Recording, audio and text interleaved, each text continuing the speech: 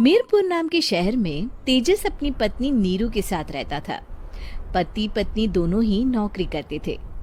एक दिन तेजस गांव अपनी माँ के पास फोन करता है। हेलो, प्रणाम माँ। जीते रहो माँ, तुम दादी बनने वाली हो हैं? अरे वाह, ठीक है बेटा, मैं कल ही आती हूँ। जब माँ जी शहर पहुंची तो बेटे बहू ने बहुत अच्छे से स्वागत किया। लीजिए माँ जी, चाय। अरे गर्मा गर्म पकोड़े ले आओ माँ के लिए। नीरू रसोई में गई और 2 मिनट में ही पकोड़े ले आई। जी ये लीजिए। बहू, जादू से बनाए हैं क्या? अभी तो रसोई में गई थी। यम्मी। माँ जी, शीला रसोई में पकोड़े तल रही है, मैं बस लेकर आई। हे भगवान, मेरा धर्म भ्रष्ट कर दिया तूने। अब तो गंगा जल से शुद्धिकरण करना होगा। दूसरे दिन, माँ जी मैंने नाश्ता बना दिया है, ऑफिस जा रही हूँ। पर अभी तो घर का सारा काम पड़ा है। शीला आती ही होगी, झाड़ू पोछा बर्तन कपड़े वो सब कर लेगी। हमारे जमाने में घर का सारा काम हम ही करते थे। जी माँ जी, आप बहुत होशियार हैं, मैं घर ऑफिस दोनों नहीं संभाल पाती। तो जरूरत क्या है घर से बाहर जाकर चाकरी करने की? वैसे भी घर का काम खुद करने से घर में बरकत आती है, समझी? पर माँ जी। पर वर कुछ नहीं, इस महीने की पगार मिले फिर ऑफिस बंद। हाँ। रात को नीरू तेजस से कहती है, सुनिए जी, माँ जी बोल रही थी कि मैं नौकरी छोड़ दूं।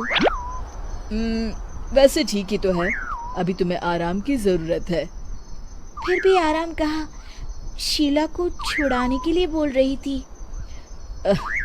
तो अब 24 घंटे में इतना काम तो कर ही सकती हो। पर जॉब पसंद है मुझे, घर पर मन नहीं लगेगा। अगले दिन जब दोनों ऑफिस के लिए निकल रहे थे, मेरी तो कोई कीमत ही नहीं है इस घर में। माँ जी, आजकल महंगाई बहुत है, रहन सहन भी बदल गया है, दोनों नौकरी करते हैं तभी ठीक रहता है। अच्छा, तू कहना क्या चाहती है? मेरा बेटा तुझे बिठा के खिला नहीं सकता? तू ही इस घर का खर्च चला रही है, हैं? नहीं माँ जी, मेरा वो मतलब नहीं था। मतलब खूब समझती हूँ, ये बाल धूप में सफेद नहीं किए मैंने। हाँ। अब तो ये रोज का काम हो गया था। तेजस भी रोज की झिकझिक से परेशान हो गया था। एक दिन उसने कहा, नीरू, वैसे भी तुम्हें मैटरनिटी लीव मिलने वाली है, तो अभी से ही छुट्टी ले लो। पर क्या, मेरी सैलरी अच्छी खासी है। आखिर नीरू ने रिजाइन कर दिया।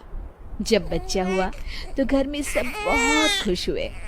कुछ दिनों बाद तेजस फाइल देख रहा था।